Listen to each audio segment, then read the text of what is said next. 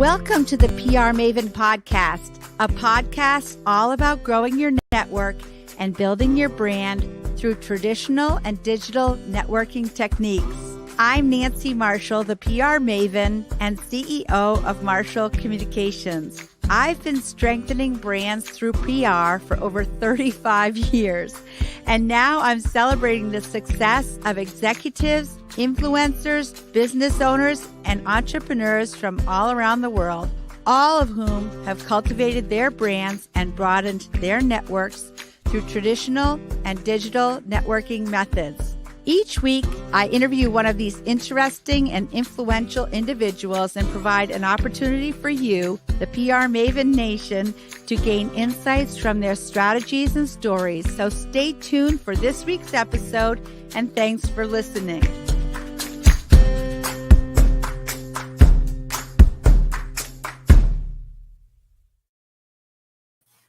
Welcome to the PR Maven Podcast, episode number 225, presented by Marshall Communications, creator of the Marshall Plan Strategic Process.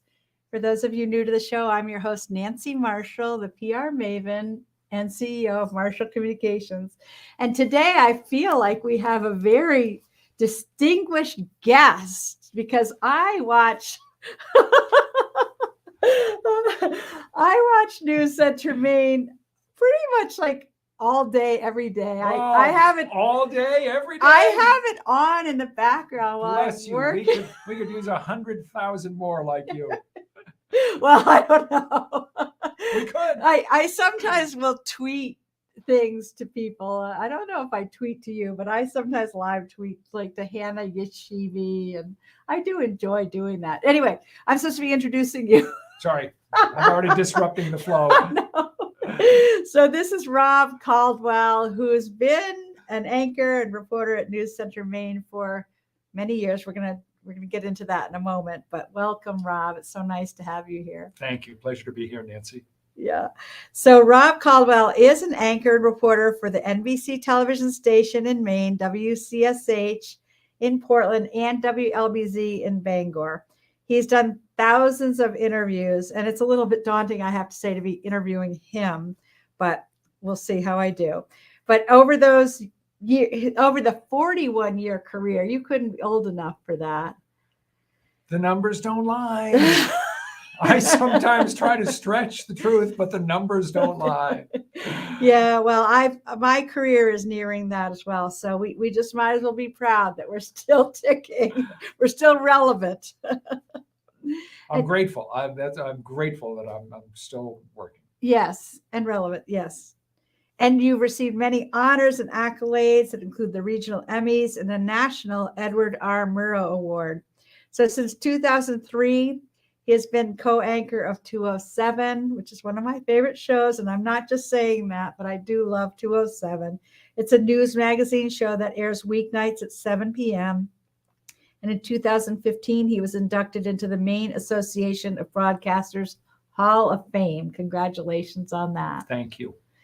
So, Rob, tell us about your career and how you got into it in the first place. How many days do we have?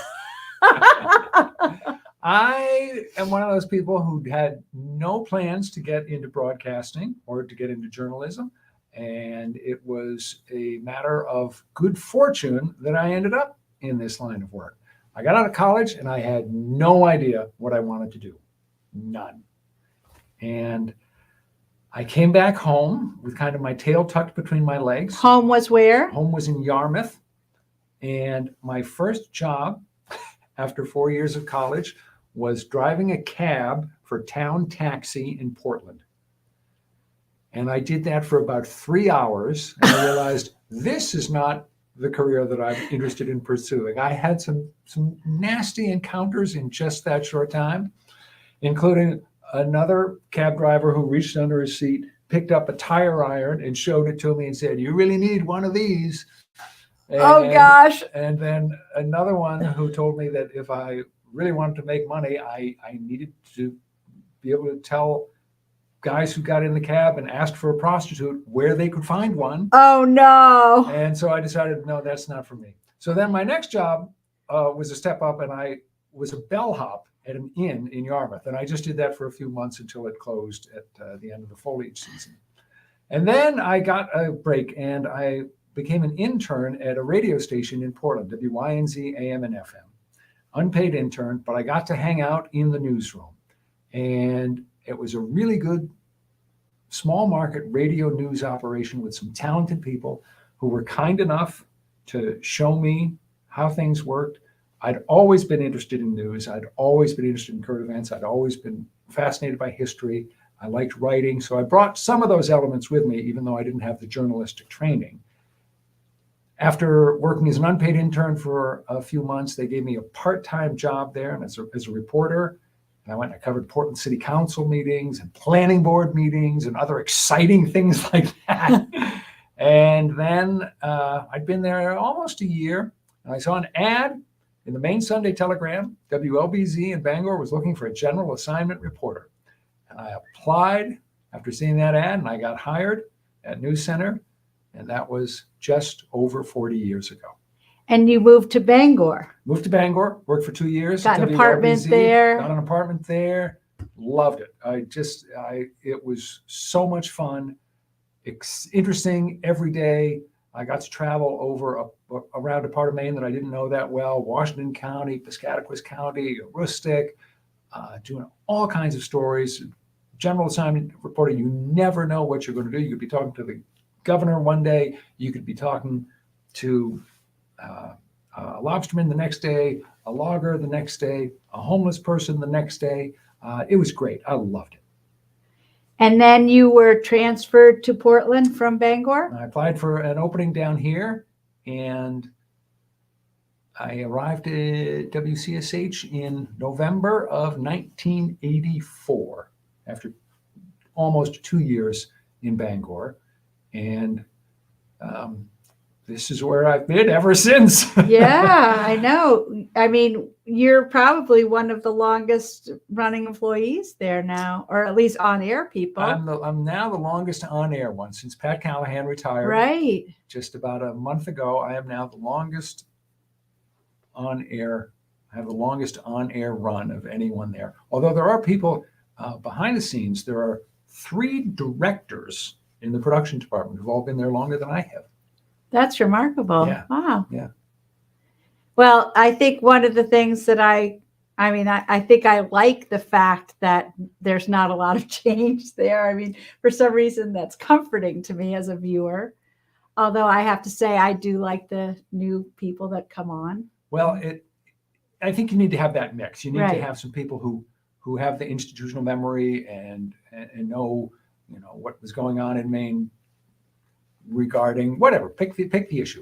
Right. Workers' compensation. Well, some of us remember when workers' compensation was a huge issue in Maine 25 years ago, and state governments came to a halt over a battle over workers' comp. And so if you're doing a story now on workers' comp, it can be helpful to have a little sense of history. Or if you're doing a story on lobstering, that can be helpful to know something about how lobstering regulations have gone over the years. So, but it's always good. It's always good to have fresh blood and to have new talented reporters who bring an energy and an enthusiasm and a different perspective and outlook. So you want to have the right kind of combination Exactly. of veterans and newer ones. And it's probably interesting too to see how newer people find their stories too. I remember again when I worked at Sugarloaf in the 80s, and I used to drive video, a 3/4 inch video from ski races down and deliver it to the station.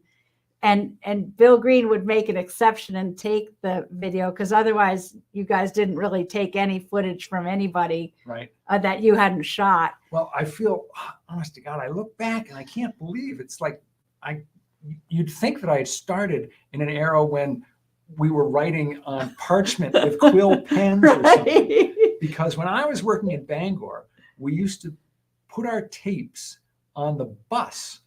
We'd go to the bus station in downtown Bangor and put our edited tape on the bus. The bus would go to Portland, and then someone from WCSH would pick it up, take it to the station, and get it on the air. Or if it was something where we had to get it there fast, if it was a big story and worth the expense, we'd take it out to the airport and put it on a Bar Harbor Airlines flight to Portland, from Bangor to Portland. Yeah. And that's how we did it.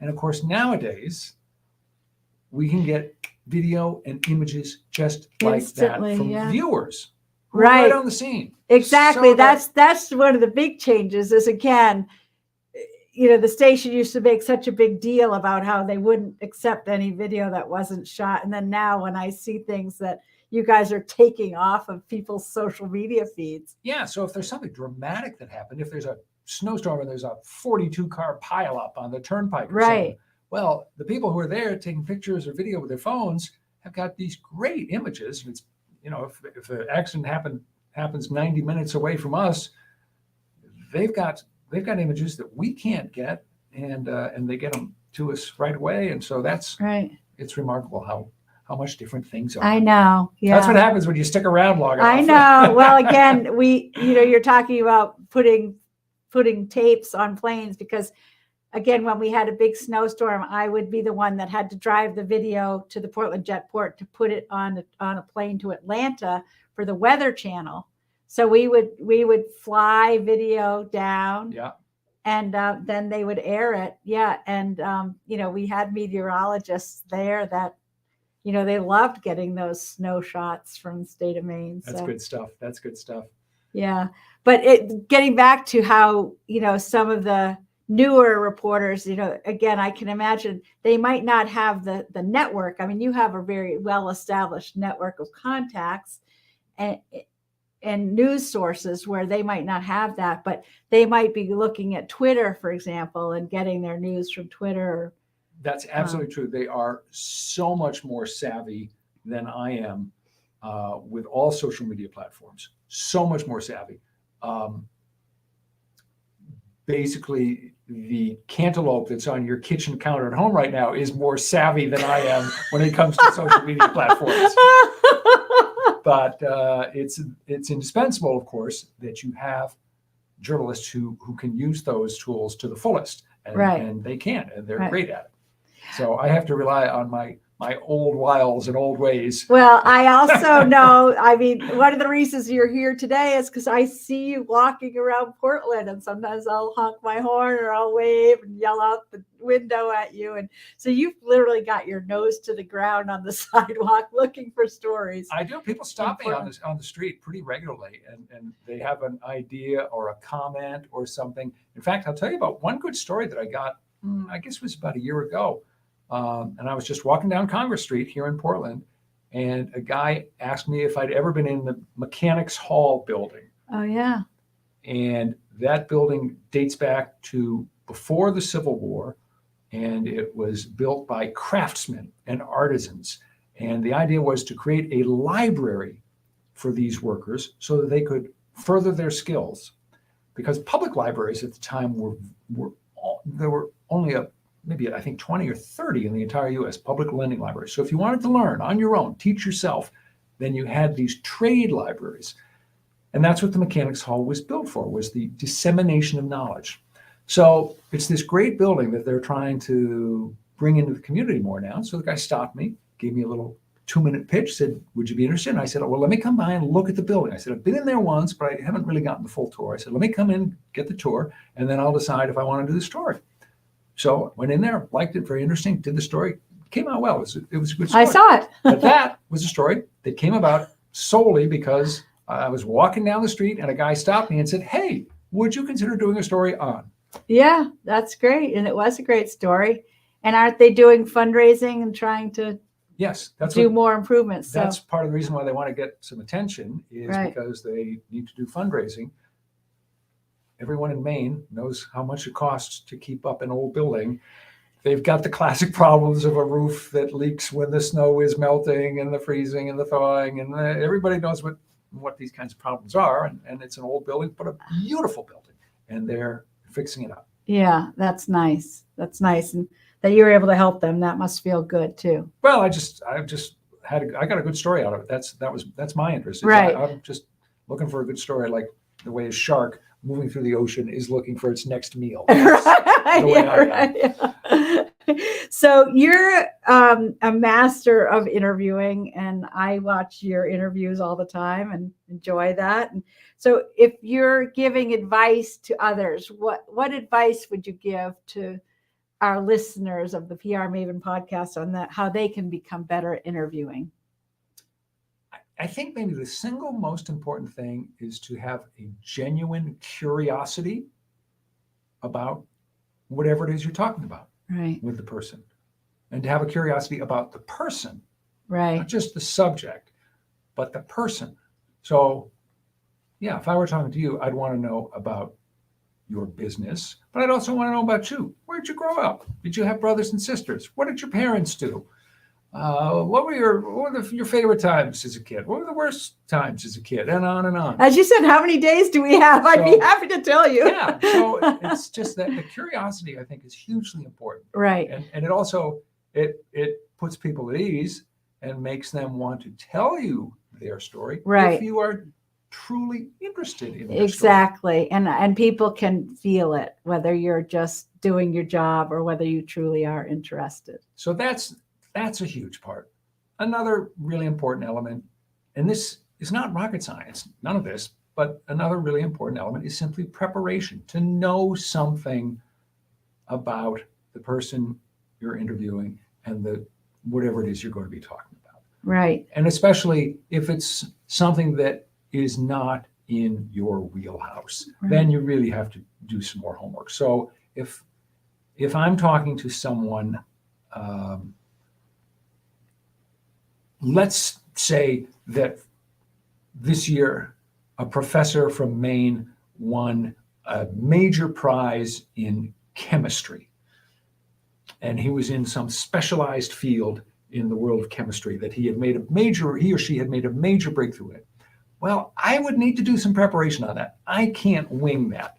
If I'm talking to the football coach at UMaine, I might be able to just wing that because I know a fair amount about football, but I'm not real good on my chemistry. Yeah. It's been a long time since I took a chemistry class. Right. And I don't really have an interest in chemistry, which Right. is not to say that I couldn't have an interest in what this person is doing. Right. But preparation is important. And it shows often it's a sign of respect to the person you're talking to. If the person you're talking to can tell that you've done some homework, you've done some research, then they appreciate that, and it usually makes for a better conversation. Right. Well, I remember because I handled the public relations for author Paul Dwarin, and I know that you would always have read the book when you were interviewing him about a new book, or at least you had skimmed it because you did know the story, and that did make for a much better interview. Yeah, I talk to a lot of authors, and I don't have time to read all their books because there are weeks when I will interview 3 writers in 1 week, and they've all written a book. They haven't written an article; they've written a book, and I don't have time to read 3 books. No, I'm not a book reviewer. The station doesn't pay me to sit and read for 8 hours a day. Right. But I do always at least skim the book. I always try to read, say, the first chapter. Right. And after that, I'll try to maybe sort of speed read it. Yeah. And what I often do, a lot of the time, it's a shortcut that works pretty well, is if the book has come out and been reviewed, especially if it's been reviewed in the major publications, that's great. That's the best. Oh, yeah. And then, so that way I can, in a relatively short amount of time, get a pretty good sense of what a book is about without having read the whole book. Right. Yes. But it makes for a better interview. Makes a big difference. Yeah. Yeah. Well, it would take a lot of time to read 3 books in a week. Yeah. Yeah. So how can PR people best pitch you story ideas without irritating you or overwhelming you? What do you look for to pitch? A good story. Right. The guy who was the creator of 60 Minutes and who was its executive producer for, I forget, 35 years, Don Hewitt was his name. And he was a true television genius. And I don't use the term lightly. Don truly understood television. 60 Minutes has been on the air for 50 plus years now. It was the #1 rated show on TV for something like, 20 plus years, and it still does very well in the ratings.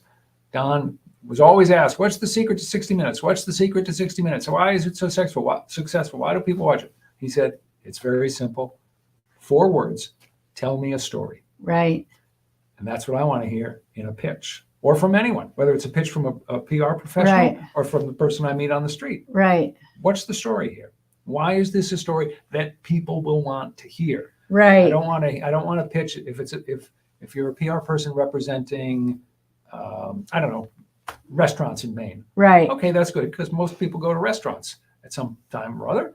But it's got to be broad. It can't be about, hey, I've got a story about a new fryolator that will reduce costs in restaurants by 5%. I'm not interested in that. I'm interested in something that's got a broader appeal. So right. A strong story, broad appeal to general viewers, the everyday folks, and also good personalities always help. People always want to hear stories about people. So I'm looking for stories about people. Right. And it's not your job to promote a certain business. I mean, I can imagine people will some publicists might think that it's your job to tell the story just to help the business, but every day I get emails, I don't know how many, from these national PR firms, and I don't know how I got on their lists. Yeah, you're in a database or something. And I actually should have grabbed a few for you, and they're just kind of insulting because, I mean, don't waste my time. This is something I wouldn't do in a million years. It's the great new Easy Clean floor waxing machine. This would be a great segment for your show. No, it wouldn't. Shut up. Don't waste my time. Yeah, right. Exactly. I know. But that's how on the national level, I think that's how they work.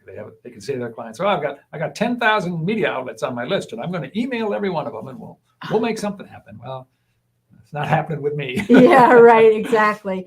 I mean, they should do their homework. If they're a national publicist and approaching you, they should watch your show and have a local hook too, I would think. I'll give you an example of one time when a PR person here in Maine reached out to me with a story that on paper would have been a no-go right from the start. And it was about a hospice where there are two musicians who played free of charge outside of the building in warm weather for the benefit of the hospice patients and the families and the staff. Yeah. And that's a tough sell for television because there's not a lot going on visually. There are just two musicians sitting around outside. We couldn't talk, obviously, to any of the patients, couldn't interview any of the patients. Right. And so I was not sure if we could make that work. And it just seemed like a tough story, maybe a better print story. But I decided to take a flyer on it, in part because I knew one of the musicians and he's a good talker. So again, talker is a key. And we did the story, and it ended up coming out really, really well, and ended up winning a regional Emmy Award. And so that's one where, from an unlikely idea, right. that probably shouldn't have worked, ended up working really well. And that was a pitch from a PR firm. And were you able to find someone who was dying who benefited from the music? No. We had to work around that because no one who was in hospice was available to talk to us, which is understandable. They're all, they're within days, maybe a few weeks of coming to the end of their lives. They don't want to, talk to a TV reporter, and I don't want to intrude on them. Right. That was maybe even more important. I'm not going to intrude on them, but we were able to make it work. Yeah, that's great. Well, we're going to hear more from Rob about your story, but first we're going to watch a little video about Sprague and Curtis in Augusta and how they read my book and how it helped them with their business. So we'll be right back in just a moment. Sprague & Curtis is a locally owned real estate company. We're primarily focused in central Maine. I got excited about Nancy's book because she's so well known in the area for her marketing and branding techniques, and we're always looking to expand and learn and grow. And so a lot of us here at the office decided that we wanted to read her book and learn some new techniques.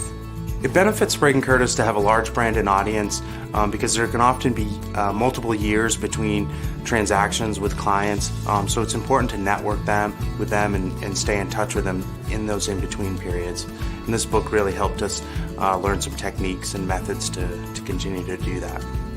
We organized a small book group with Nancy's book with brokers in our office this winter to share information and remind ourselves how important it is to always be working on our network and continually reaching out to our customers. Platforms like social media are important in expanding your business, but equally as important are handwritten notes, cards, letters. She inspired me to send her a note of appreciation, just thanking her for the book and her insight. In reading Nancy's book, I was excited to look to continue to grow our brand and our audience. I think she does a great job of motivating us. Nancy's book really helped me learn a few things in marketing and branding and how important it is to stay on top of reaching out to clients periodically, staying top of mind, providing useful information, and really telling our story as a company.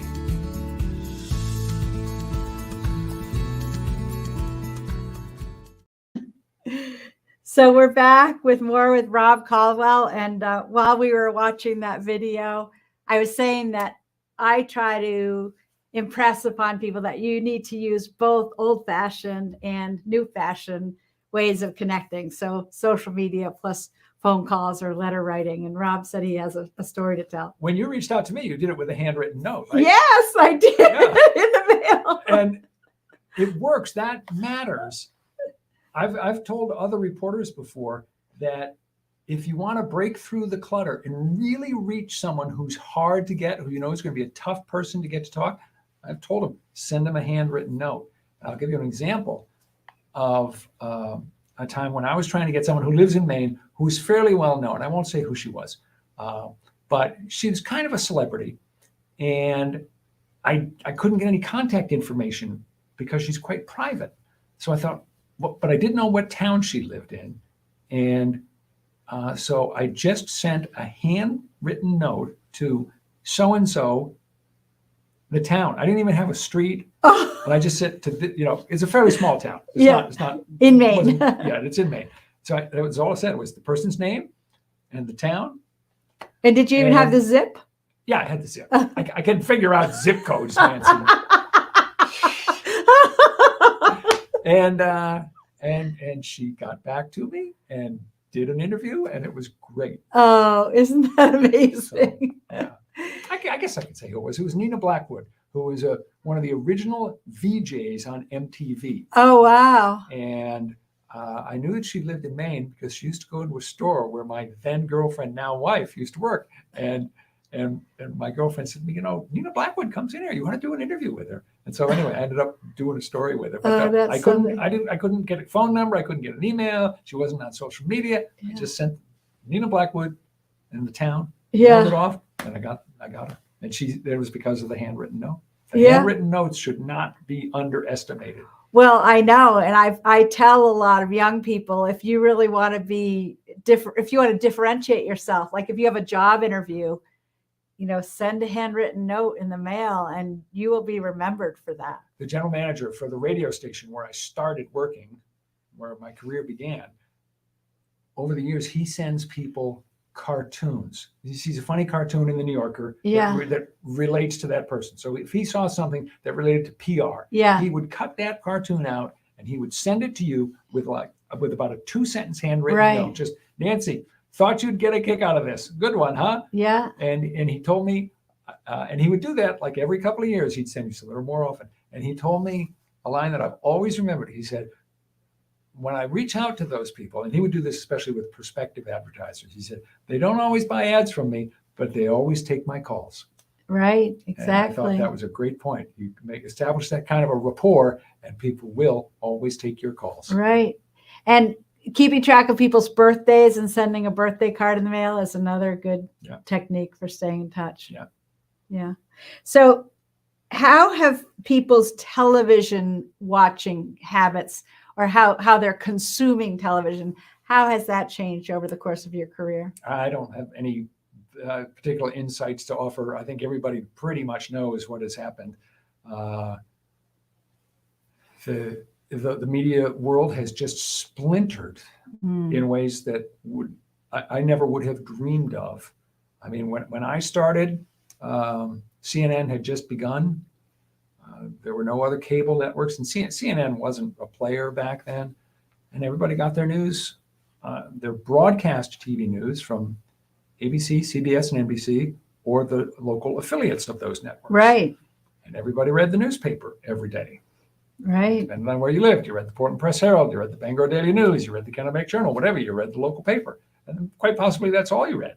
And now we all have a buffet that never stops. That's right. And it's got marvelous dishes on it, and it's got all kinds of crap on it. Right. But the media offerings are just endless now.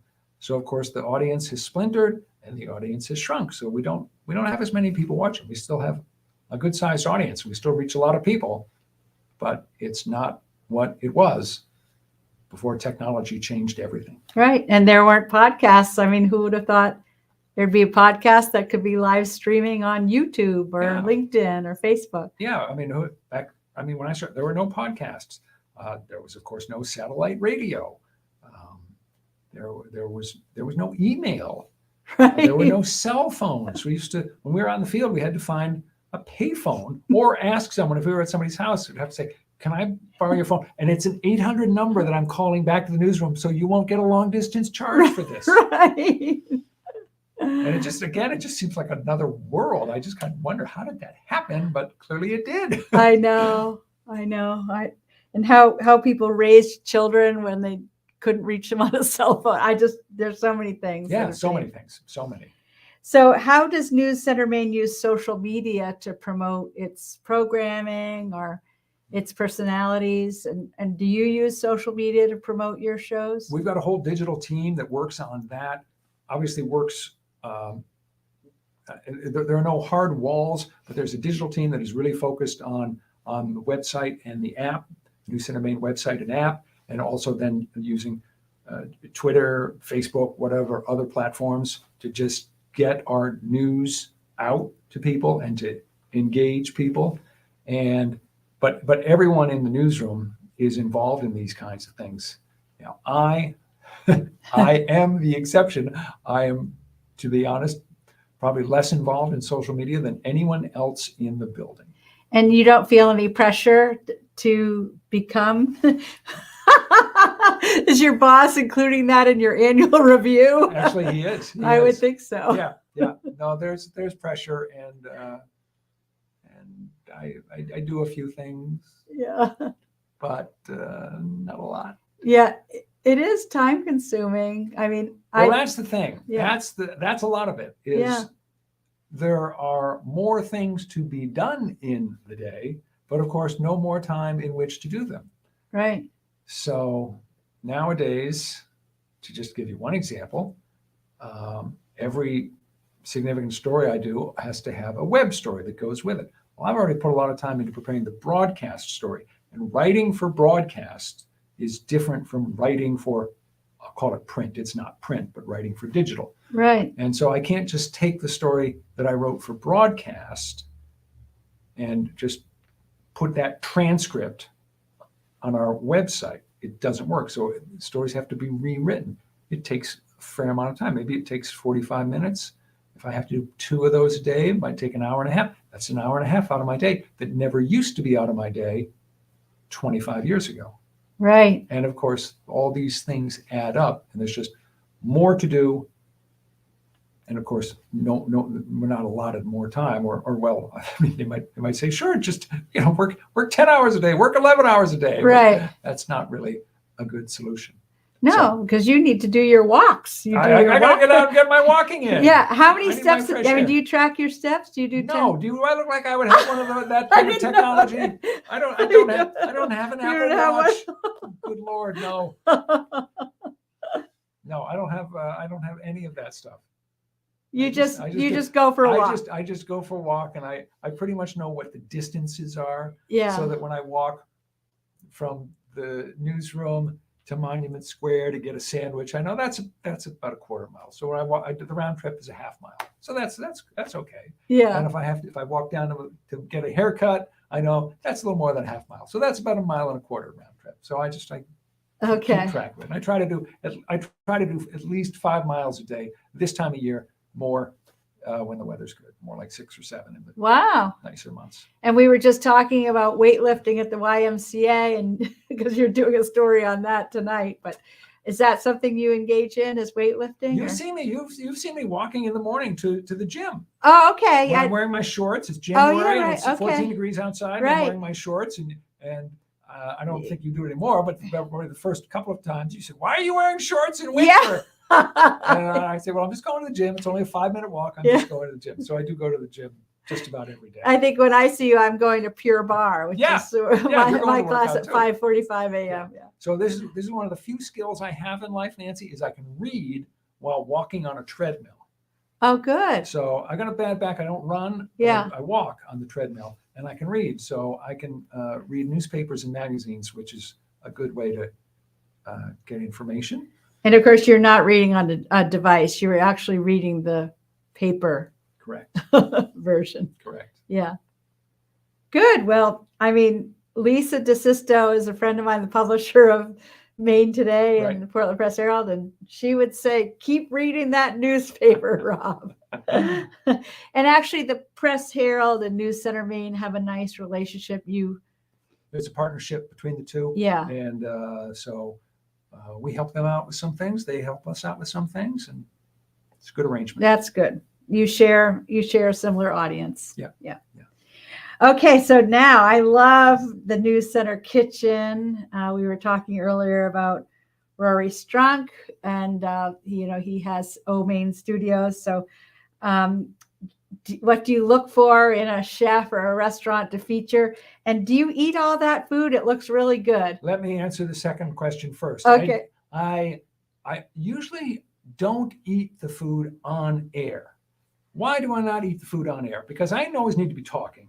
And unless I take a tiny little morsel, I can't be chewing whatever. Getting spinach in your teeth. Talking with my mouth full and getting spinach in my teeth. And the other thing is I'm always worried about spilling something. I don't want to be eating a piece of blueberry pie, boom, have the blueberry go right onto my shirt. That's not a good look. So, and viewers have asked a lot over the years, and still do. Why don't you try the food more often? Why don't you try the food? And those are the main two reasons. Don't want to talk with my mouth full, don't want to spill. And the other thing is that, there's a third thing, is that I don't want to sort of be forced to every time say something nice. Right, because you don't Because then it just shreds my credibility. If every time I take a bite of something in the kitchen and I say, this is good, then people will say, rightly so, well, he's just a shill. He's just, right. He's got to say that, or he thinks he has to say that. So, often I won't offer an opinion. Right, because it might be terrible. To be perfectly honest, I think there have been maybe no more than that, 5 times in 20 years, where the food wasn't good. But it's not that. It's not that. But it's just I don't want to always be saying, right. Oh, how delicious. Wasn't this wonderful? Yeah. Because then you're just a phoney. Right. I can't be doing that. I had never thought of that. But on national television, on the Today Show, for example, they always seem to say, "Oh, this is so delicious." So. You wanted to know about chefs. What are we looking for in chefs? Yeah. A lot of it is personality, because presumably everyone who comes on and is a professional cook, they know how to cook. Right. They know what they're doing. Right. So this is not a test of their skills, but it's more, can you be relaxed? Can you be conversational? Can you be a little bit funny? Can you tell me an interesting story? Oh, this is my great aunt Minnie's recipe for coconut cream pie, and we've been eating this in our family since I was a kid. Right. And, just bring a little something to it. A little zest. It's hard to cook and measure and and talk too. So not everybody can do that. Right. And it seems a little counterintuitive, but we're not looking for the chefs to show off their cooking skills. If we get a chef from one of the really fine restaurants in Maine and they come in and make one of their ambitious dishes, that's not what people at home eat. Right. This was driven home to me. I pretty much sensed it anyway, but it was driven home to me several years ago when I saw a list of the Food Network's 10 most requested recipes at the end of a year. Yeah. And what is it? It was mac and cheese, Right. Fried chicken, Right. Chicken noodle soup, whatever. It's comfort food. It's basic food. And so there are really talented chefs who don't want to come in and make mac and cheese. And I get that. But that's more what viewers want to see than pheasant under glass with some sort of a reduction sauce, et cetera, et cetera, et cetera. Right. Pheasant under glass. That's funny. You don't have pheasant under glass regularly at your home? Neither do I. But no. Although I must say, I'm trying to master the art of doing a prime rib, a bone-in prime rib. For some reason, over the holidays this year, I got really inspired to do that. I have 2 sons in their 20s, and they really like that. So that's kind of my new ambition in life, is to become a master prime rib. Have you been watching YouTube videos or reading books? Oh, yes, I did. I watched. Yes, exactly. I actually went back to the joy of cooking that my mother gave me in 1987. So I looked at that recipe, but yeah, I watched a lot of YouTube. And Nice. It actually, and I also talked to the meat man at Hannaford too. So I got some advice from him. Are you reaching the level of excellence that you hope for? Yeah, I actually am pretty pleased with the way it's come out, and my boys have been pleased too. I mean, they like it just a little more than rare, like not quite medium rare, but yeah. So, but not running in the field either. So yeah, maybe sometime you'll have to come over for one of my prime ribs. I actually don't eat meat, so you know, okay.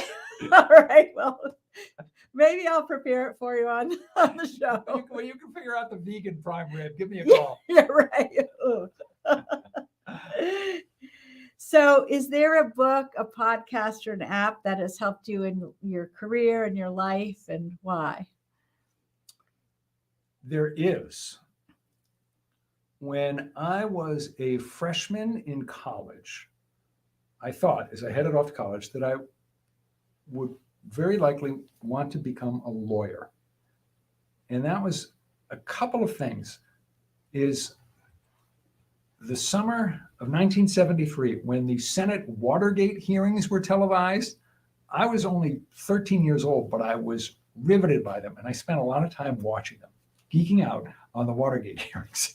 And of course, they were all lawyers there. The people who were testifying had a lawyer, and the lawyers would joust with the members of the Watergate committee, who were, I believe, all lawyers, or maybe 6 out of 7 were lawyers, whatever. But I thought the lawyers were really interesting. And of course, I'd always been interested in law dramas on TV, Perry Mason, and I'd read books about lawyers and so forth. And I thought that would be really interesting. So I got to college, freshman year, and I read a book that had come out very recently called 1L. And it was a student's account of his first year at Harvard Law School. That year is called 1L, first year of law, 1L. And so he'd written a memoir about it. And I read the book, and I realized how much of the practice of law is not exciting. It's not courtroom drama. It's not prosecutorial digging. It's just drudgery. Yeah. It's pressure. It's going through law books. It's digging through real estate law, tax law, contract law, all that stuff. And it was really interesting. The book was really well done, well written. And I came to the final page, and I closed that book, and I realized I never wanted to be a lawyer after that. So it inspired you against being a lawyer. And so it did. And so I think that if I hadn't read that book, I really do think I might have ended up going to law school. But instead, when I got out of college, I still didn't know what I wanted to do, but I did end up in journalism, where I did get to write and tell stories and be out and about and talking to people, which is all stuff I loved. So that book was one that kept me from going down the wrong road. That's good. And I think it made a major difference in my life. And probably 25, 30 years after I read that book, I interviewed the author on 207. His name is Scott Turow. He writes great crime thrillers. Oh, yeah. Presumed Innocent is probably his best known one. Right. It was made into a movie. Good movie. Great book. You tracked him down? He's really talented. Well, he had written a new book, and he was promoting the book. And so I did it was a satellite interview. He wasn't here in person, but I got to do a satellite interview with him. And you I told him that story. He must have loved it. And he did. He liked it. He said, I think it worked out pretty well for both of us. Yeah. Said, you are absolutely correct. Wow, that's really a great story. I love that. I'm grateful to him because I think you're the first one of my guests who ever referred back to something that they had read, so long ago, as opposed to usually people talk about something they just read last week or recently. So I like that. Yeah, that it really, I think it truly did alter the course of my life. Yeah, I have to positive confess, way. I thought I wanted to be an attorney also, but then I learned what was involved with law school and all of that boring reading, and I just don't think I could have sat still for long enough. Yeah, to it's do not all Perry Mason. No. And I foolishly thought it was. Yeah. So yeah, I was grateful. My dad told me that he thought I had what it took to be a good PR person, because he was an electrical engineer for Westinghouse Electric Corporation. He knew the corporate PR people there, and he thought I had a lot in common with them. So he arranged for me to job shadow in Pittsburgh, Pennsylvania, with the PR staff there. And that's when I said, oh yes, this is definitely what I want to do. I think Westinghouse owned a TV station in Pittsburgh. Yeah, I think they did too. Had you gone down that path, maybe our roles would be reversed. You'd be the reporter and I would be the PR person talking to you. That would be something. Yeah, that I could be, I was going to say that I could be mean to you, but you've never been mean to me. There are some journalists who have been mean to me, however, especially when I was younger, and, probably I was pestering them, but. Well, sometimes the relationship can be a little confrontational. I don't think I've ever had a nasty spat with a PR person, but sometimes we annoy you and you annoy us. Right. That's life. Yeah. You have to be thick skin. Well, Rob, this has been a lot of fun. Tell us how people can get in touch with you if they have story ideas about real stories. As you know, given my technological preference, carrier pigeon is a great way to get in touch with me. No, email is a terrific way. You can just send it to rob.caldwell@newscentermaine.com. Right. And I'll take a look. Or send him a letter in the mail. Or handwritten notes. 1 Congress Square, Portland, Maine. Notes are how you break through the clutter, as we have established. Right. Well, this has been a lot of fun. Thank you for joining me today. Thank you for having me, Nancy. It's great. That's it. Thanks for listening to this episode of the PR Maven Podcast. I invite you to share a review of the podcast on iTunes or your favorite podcast player. Be sure to subscribe to our podcast so you never miss an episode. You can also join the PR Maven Nation on Facebook. It's free to join, and it's a great community of like-minded individuals who are all looking to learn and grow from one another. If you use an Alexa device, use your Alexa app to search the skills and games section to find and enable the PR Maven Podcast Flash Briefing. This will give you access to exclusive content and more PR and marketing advice. Thanks again for listening, and have a great rest of your week, PR Maven Nation.